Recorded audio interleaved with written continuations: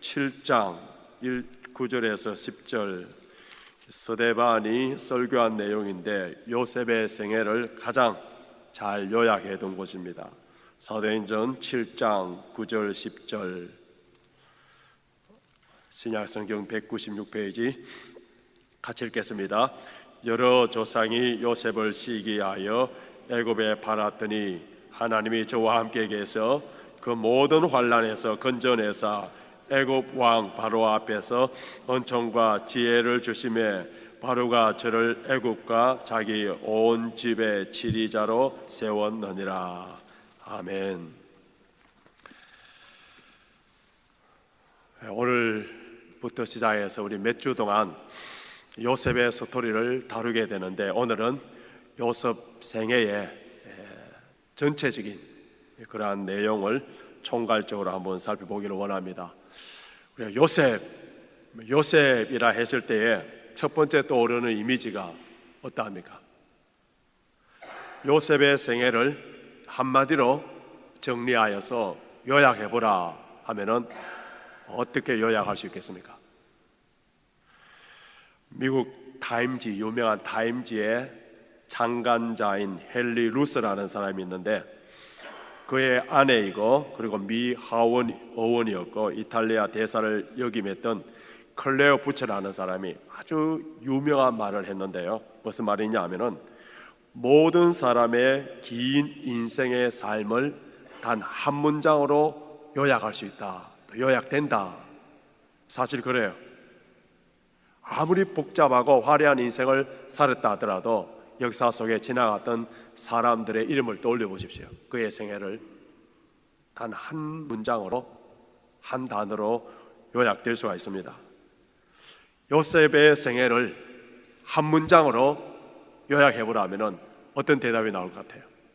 아마 어떤 사람은 꿈을 성취시킨 사람, 또 어떤 사람은 애굽의 국무총리로 성공한 사람, 우리 젊은 청년들에게는 하도 많이 들어서 성적인 유혹에 물리친 사람, 이렇게 떠올릴 수 있을 겁니다.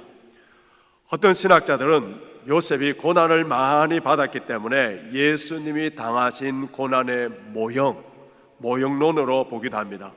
요셉의 삶은 마치 향나무와 같은데, 향나무는 어디를 잘라도 향냄새가 나듯이 요셉의 삶 어느 부분을 보더라도 험과 티가 없는 삶임에도 불구하고 많은 고난을 당했기 때문에, 그래서 의인의 고난으로 많이 비유하기도 합니다. 그런데 성경을 보시면은 의인은 하나도 없다 했어요. 오직 우리 죄를 위하여 십자가에 돌아가신 예수 그리스도만이 험과 티가 없고 회전하는 그림자가 없는 죄 없으신 분이십니다. 모든 인간들은 다 죄와 허물이 있어요. 그러면 요셉에게도 허물과 죄가 있습니다.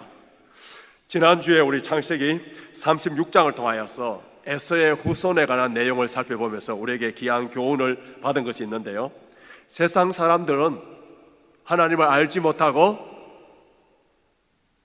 그냥 자기의 욕망 따라 사는 사람들은 잘 살더라는 거예요. 세상에서 성공하고 권력을 쥐고 또 장수하기도 하고 죽을 때 편안하게 죽는데, 하나님의 사람들은 왜 그렇게 고난이 많으냐예요. 특별히 하나님께 귀하게 서임받는 신실한 주의 백성들을 볼 때에 많은 환난과 고난을 겪고, 때로는 죄를 짓지 아니하고 죄의 모양만 낸다 하더라도, 마음에 그러한 죄를 품기만 하더라도 하나님께서 가차없이 채찍을 드시면서 고난을 주는 것을 보게 됩니다. 그러나 하나님의 사람들은 이런 고난을 통하여서 우리의 껍질 깨기가 되고 우리의 순수한 믿음을 가지고 더 성장되고 더 영성이 깊어져서, 그래서 오직 예수 그리스도 복음 안에서만 참된 기쁨과 만족을 누릴 수 있는 고차원적인 그러한 신앙 인격이 되고 하나님께 귀하게 쓰임받기 때문에 성도들에게 당하는 고난은 유익하다는 것을 우리가 배웠습니다. 하나님의 신실한 자녀가 되고 그의 삶에 있어서 어느 현장되든지 어느 곳에든지 선한 영향력을 끼치는 그러한 사람들이 되기 위해서는 우리는 인생 수업에서 고난이라는 필수 과목을 통과해야 됩니다. 반드시 이 과목을 잘 통과한 성도들에게는 세상 사람들의 부귀영화가 부럽지 않고요, 그리고 우리 주 예수 그리스도 안에서 먹을 것과 입을 것만 있어도 자족하는 마음으로 항상 기뻐하고 범사에 감사하는 이러한 삶이 살게 됩니다. 요셉의 생애를 우리 자세히 살펴보면은 많은 연단과 고난을 겪게 되는 것을 보게 되는데요, 이러한 고난의 과정을 요셉이 통과하면서 요셉은 점점 더 성숙한 그러한 모습으로 성화가 됩니다. 그의 어머니가 일찍 죽어요. 그리고 배달은 형제들 시기 질투 속에서 자라고, 그 간사했던 야곱의 특별히 자기가 사랑하는 라헬을 통하여서 낳은 아들이기 때문에 그에게 편애를 하죠. 편애를 해서 그래서 그에게 채색 옷을 입히는 그러한 삶 속에서 그의 인격이 이제 모간하고 그리고 결함이 있는 것을 보게 됩니다. 오늘 본문 2절을 한번 보시기 바랍니다. 본문 2절. 요셉의 그 17세 나이 때에 특별히 어떤 그의 인격의 성품에 결함들이 있는지 한 세 가지 정도만 함께 살펴보기를 원하는데요, 37장 2절 우리 같이 한 목소리로 있습니다. 야곱의 약전은 이러하니라. 요셉이 17세의 소년으로서 그 형제와 함께 양을 칠 때에 그 아비의 첩 빌하와 실바의 아들들로 더불어 함께 하였더니 그가 그들의 과실을 아비에게 구하니라. 그들의 과실을 아비에게 구하더라. 줄쳐놓았어요.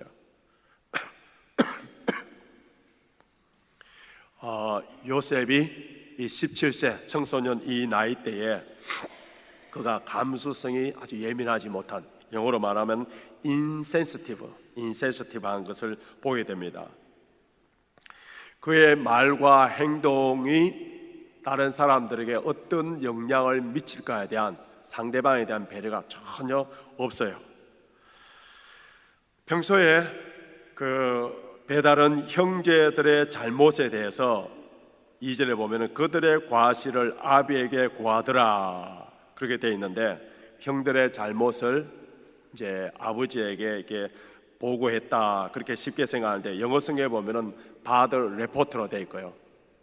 이 지금 그들의 과실을 아비에게 구하더라는 이 말이 어느 때에 사용됐는가를, 그 단어를 알면은 요셉의 성품을 알 수 있습니다. 요 구하더라는 단어가 디바라는 단어인데, 이 단어가 어디 나오느냐 하면요, 민수기 13장을 보시면은 요수아가 12명의 정탐꾼을 보냈을 때에, 그때에 모세가 보냈을 때에 그들 중에 요수아와 갈렙 외에 10명이 그 땅에 대해서 뭐라고 했느냐, 악평하더라 할 때 악평이라는 그 말이 바로 디바예요. 그래서 어떤 영어 성경에서는 evil report, 오늘 본문에서 킹 제임스 버전을 보시면은 evil report 되어 있고, TV 성경에서는요 뭐라고 되냐, false report. 그러니까 형들이 잘못하고 이런 것보다도 이 형들에 대해서 늘 악평을 하는 그러한 성품을 가졌다는 거예요. 내 말 한마디에 남을 격려하고 위로하고 세워주는 것이 아니라 이렇게 악평하는 그러한 모습. 요즘은 IQ 시대가 아니고 EQ 시대를 하지 않습니까? 암기력이나 수리력이 뛰어난 어떤 지능 지수가 높아서 성공하고 출세하는 것보다도 사실은 우리가 감성이 풍부한 사람들, 이러한 사람들이 인간관계도 좋고 결국은 사회에서 성공하고 인생을 멋지게 산다는 것을 볼 수 있습니다. 그러면 요셉에게는 이 EQ 지수가 아주 낮은 인센시티브한 그러한 모습이고요, 둘째로 요셉은 아주 분별력이 없는 것을 보게 됩니다. 영어로 말하면 indescriptive인데요. 4절 한번 보시기 바랍니다. 4절 보시면은 그 형들이 아비가 형제들보다 그를 사랑함을 보고 그를 미워하여 그에게 은사가 불평하더라. 그러니까 그 형들이 다 지금 요셉을 미워하고, 아버지가 편애하여서 그에게 채색 옷을 입혀주는데 다 미워해요. 근데 꿈을 꾼 후에 그 꿈을 갖고 뭐라 합니까? 6절 보시면 요셉이 그들에게 이르되 청컨대 나의 꿈을 들으시오. 그 꿈 때문에, 꿈의 이야기 때문에 어떤 현상이 일어나는지 5절을 보시면은 요셉이 꿈을 꾸고 그 형들에게 고하매 그들이 그를 더욱 미워하였다. They hate him ever more. 평소에도 hate했는데 더 미워했다. 불난 집에 더 부채질하는 그런 꼴을 보게 됩니다. 셋째로 아주 미성숙인데요, 영어로 immature 할 수 있는데, 성숙되지 않는 사람들에게 항상 나타나는 것이 뭔지 아세요? 미미미, 자기중심, 이기적인 미미미, 모든 것에 자기의 초점을 맞춰져 있습니다. 내 말 한마디가 다른 사람에게 어떤 상처를 주고 어떤 악한 영향을 미칠지에 대해서 전혀 고려하지 않고 항상 자기중심에. 요셉이 정말 성숙한 인격이었다면은 그가 비록 꿈을 꿨다 하더라도 그 꿈이 어떤 꿈입니까? 그 꿈을 갖고 형제들의 곡식단이 자기 단에게 절하고, 그리고 해와 달이 자기에게 절하고, 그리고 11별들이 자기에게 절했다. 이 형들이 들을 때 무슨 평소에 미워 죽겠는 이 동생이 이런 말을 했을 때 더 미워할 수 있는. 그런데 이런 꿈을 꾸고 난 뒤에 그것을 견딜 수가 없어서 자기 자랑해버려요. 그러니까 자기 중심적인 사람은 덜 자기 자랑을 하죠. 만약 이런 캐릭터, 여기서 요셉이 insensitive하고 indiscriminative하고 immatur하는 이러한 사람이 어느 공동체에 또 우리 가정의 리더가 되면은 그 공동체는 고통이에요, 고통. 참된 지도자는 서번트 리더이기 때문에 분별력이 있어야 되고요, 남을 이해할 수 있는 감성이 풍부해야, 남을 먼저 배려할 수 있는 그 성숙함이 있어야 됩니다. 이런 성품을 가진 리더가 되기 위해서는 탁상 이론적으로 책상에서 또 학문을 통하여서 배우는 것이 아니라 실제적으로 남의 밑에서 종이 되어서 남을 섬기면서 직접 배워야 하기 때문에 하나님께서는 요셉을 위대한 인물로 리더로 사용하시기 위하여서 그 고난의 학교, 고난의 과정을 통과시킵니다. 요셉의 형들이 요셉을 애굽의 노예로 팔아버렸었어요. 애굽에 팔려갔던 이 요셉은 바로의 경호 대장이라 할 수 있는 보디발 집에서 종사를 하게 됩니다. 그곳에서 열심히 일하여서 가정 총무가 됐습니다. 그 역경 가운데서도 우리 창세기에 보시면은 하나님이 요셉과 함께 하셨다, 하나님이 요셉과 함께 하셨다 말씀이 자주 나오는데 하나님이 함께 해주셨습니다. 그런데 하나님이 함께 하는 삶이라 하더라도 사탄의 유혹은 항상 있을 수가 있어요.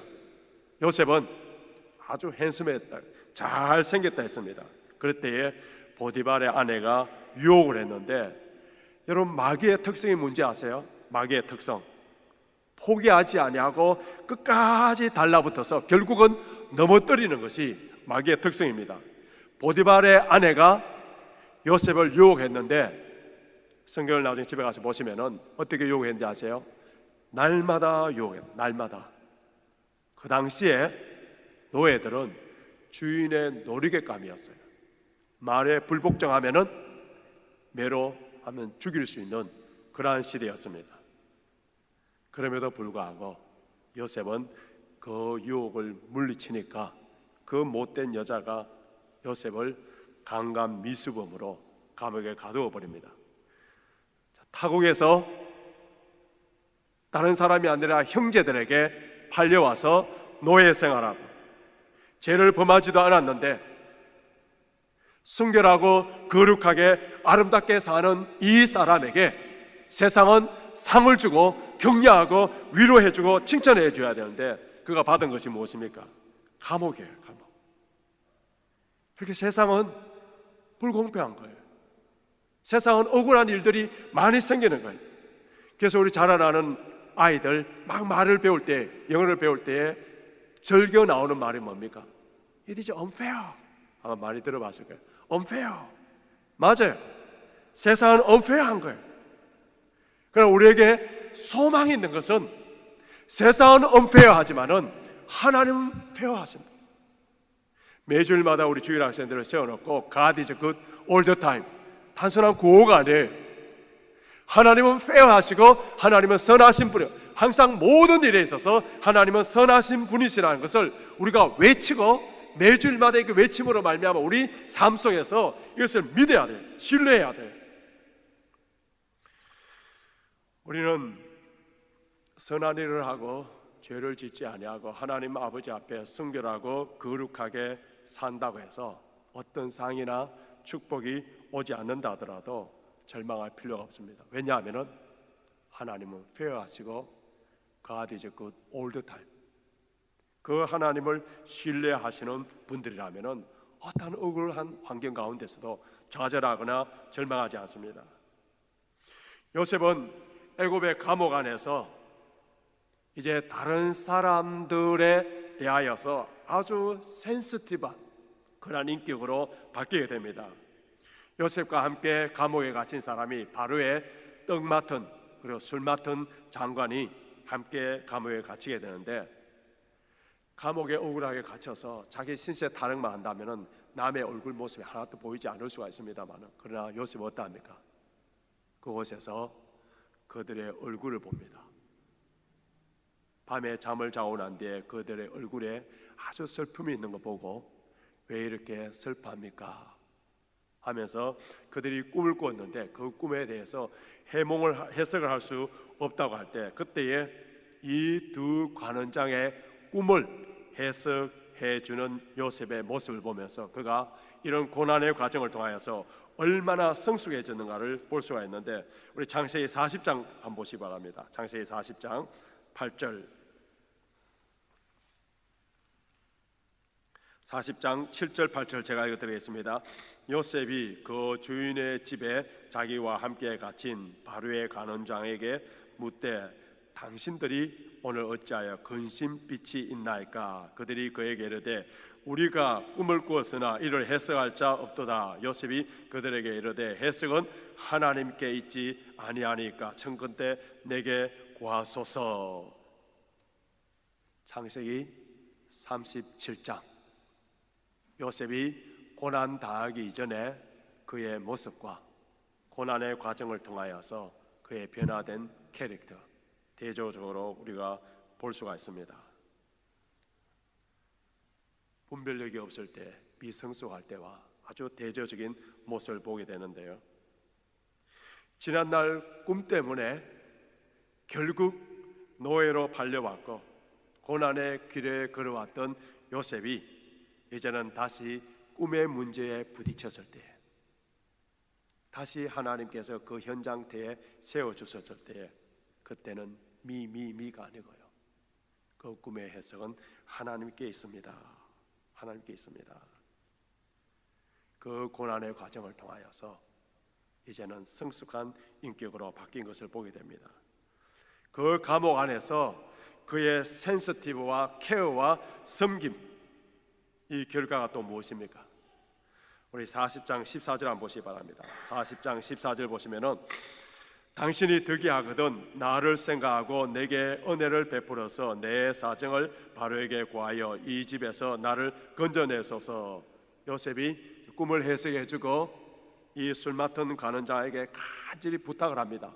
내가 여기 올 사람이 아닌데 너무 억울해서 꼭 바로에게 이야기해달라 하니까 23절을 보시기 바랍니다. 40장 23절, 술 맡은 관원장이 요셉을 기억하지 않고 잊었더라.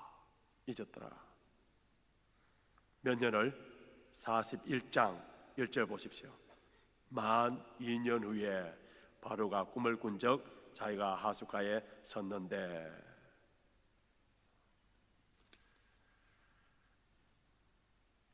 그런데 요셉이 놀라운 모습은요, 자기가 형제들에게 팔려왔고 억울하게 누명을 써서 감옥에 갇혔고 감옥에 있는 사람들에게 센시티브하게 그들을 케어해주고 돌봐주고 특별히 부탁했는데 2년 동안 잊어짐을 당하고 계속 감옥에 기다리고 있을 때에 성경을 보시면은 어디에 보더라도 요셉이 불평하고 원망하고 좌절하고 실망하였다는 내용이 하나도 없어요. 왜 그런지 아세요? 이것이 바로 하나님을 신뢰하고 모든 것이 합력하여 선으로 인도하시는 하나님에 대한 믿음이 있는 사람들에게 나타나는 그런 현상이에요. 그래서 주님의 뜻이 이루어지기 위해서는 우리가 인내하고 전적으로 하나님을 의지하는 그 믿음이 절대로 어느 날 하루아침에 이루어지는 것이 아닙니다. 많은 시련과 고난과 연단 속에서 이 고난의 연단 과정을 통하여 하나님께서 나의 삶을 어떻게 인도하시는가를 삶을 통하여 체험하는 자들에게 나타나는 현상이 무엇이냐 하면은 불평과 원망이 없는 거예요. 불평과 원망이 없는 거예요. 요셉이 13년의 훈련의 과정이 끝나는 그날, 그의 나이가 30세가 되었을 때, 애굽에서 공무원으로 채용될 수 있는 적절한 나이가 30세, 그때에 그의 육신적인 나이도 30세요 이제 13년의 그 고난의 과정을 통하여 영적으로 하나님께 쓰임받을 수 있는 그때가 되었을 때에 하나님께서는 요셉을 감옥에 나오도록 인도해 주시고 애굽의 총리가 되었습니다. 그가 감옥에 나왔을 때에 하나님의 섭리와 모든 것이 합력하여 선으로 인도해 주시는 그러한 성숙한 믿음이 되지 않았다면 권력을 지닌 후에 가장 먼저 하는 것들이 복수입니다. 그런데 요셉이 얼마나 신앙 인격이 성숙했는지 우리 41장 6절 한번 보시기 바랍니다. 41장 16절 바로의 꿈을 해석해 주면서 어떻게 말하는지 보시기 바랍니다. 요셉이 바로에게 대답하여 가로되 이는 내게 있는 것이 아니라 하나님이 바로에게 평안한 대답을 하시리이다. 모든 것이 하나님이 하십니다. 철저하게 하나님의 주권, 하나님의 로드십, 하나님의 다스리심, 하나님의 인도하심을 높이는 그의 모습은 13년 전의 모습과 너무나도 대조적이에요. 13년 전에는 그가 비록 지도자가 될 수 있는 그런 꿈을 꾸었지만은 지도자적인 인격이 형성되지 못했습니다. 그러나 이 고난의 과정을 통하여서 그러한 모습을 갖추게 되는데요. 요셉은 애굽의 총리가 된 후에 그의 신앙이 얼마나 성숙하고 얼마나 남을 배려하는 모습으로 다듬어졌는지 그를 노예로 팔았던 그 형들을 만났을 때 그가 했던 말을 보면 알 수가 있습니다. 우리 창세기 45장 한번 펴보시기 바랍니다. 45장 5절, 우리 성경 갖고 오신 분들 창세기 45장 5절 같이 한번 읽어볼까요? 시작. 당신들이 나를 이곳에 팔았으므로 근심하지 마소서, 한탄하지 마소서. 하나님이 생명을 구원하시려고 나를 당신들 앞서 보내셨나이다. 하나님이 생명을 구원하시기 위해서 나를 보내셨나이다. 그 다음 8절 보시기 바랍니다. 같이 읽습니다. 그런즉 나를 이리로 보낸 자는 당신들이 아니요 하나님이시라. 하나님이 나를 바로의 아비를 삼으시고 온 집의 주를 삼으시며 애굽 온 땅의 지리자를 삼으셨나이다. 하나님께서 허락하지 않았었다면 이 일이 생기지 않기 때문에 하나님이 계획 속에서 나를 이곳에 보내주셨기 때문에 당신들에 대한 원한은 하나도 없습니다. 여러분, 성숙한 인격의 그 결과 열매가 뭔지 아세요? 용서입니다. 용서. 용서는 아무나 쉽게 하는 게 아니에요. 용서하는 저 정도 흉내는 잘 냅니다. 요셉이 첫 아들을 낳고 난 뒤에 그 아들의 이름을 머나셋이라 불렀는데 쉽게 표현하면 용서예요. 하나님께서 과거의 모든 상처와 고통을 다 잊게 하셨다. 정말 다 잊은 거예요. 다 용서한 거예요. 그리고 둘째를 낳았을 때 그 이름을 에브라임, 2배의 결실 하나님께서 풍요롭게 하셨다는 거예요. 잘 기억하십시오. 용서가 있는 곳에 하나님 축복이 있는 겁니다. 내가 용서가 없는 가운데 권력을 쥐고 돈을 가지고 어떤 것이 잘 되고 나면은 그 무엇을 하는지 아세요? 그거 갖고 원수 갚는 일을 합니다. 우리가 하나님께 2배의 축복을 받고 더 은혜를 받기 위해서 혹시 내 마음속에 용서하지 못한 것이 있는가 한번 살펴봐야 됩니다. 남에 대한 용서를 못한다면 하나님에 대한 섭리를 받아들이지 못하기 때문에 또 연단이 필요합니다. 요셉을 애굽에 판 사람들은 다른 사람이 아니라 형들이에요. 자기를 팔았던 그 형들, 자기를 불행하게 만들었던 그 형들, 그 과거에만 자신이 포커스를 맞추면서 일평생 동안 산다면 요셉은 우울증에 걸린다든지 정신병에 걸린다든지 아무것도 할 수 없는 폐인이 되어버릴 수밖에 없습니다. 그러나 그는 하나님의 주권을 믿었었어요. 하나님께서 허락하지 않는다면 어떤 일도 나에게 일어나지 않는다는 그 믿음으로 살았습니다. 그래서 요한일서 5장 4절에서 세상을 이기는 승리는 이것이니 우리의 믿음이니라. 세상을 이기는 승리는 이것이니 우리의 믿음이니라. 억울한 세상, 은폐한 세상, 속이고 빼앗고 잊어버리고 누명을 덮어씌우고 상처를 주는 이런 세상에 이길 힘이 뭐라고요? 바로 우리의 믿음이라.